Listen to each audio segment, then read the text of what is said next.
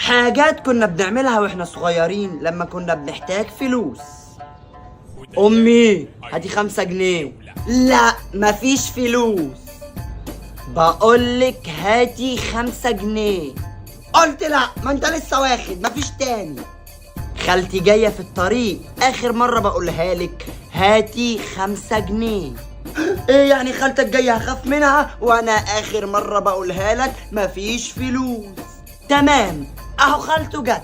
ايه يا خلود عامل ايه؟ مزعل امك ولا ايه يا ولا؟ لا يا خالته، دي ماما دي زي الفل، بتديني اي حاجة بطلبها منها. محترم يا واد، عرفت اربيك.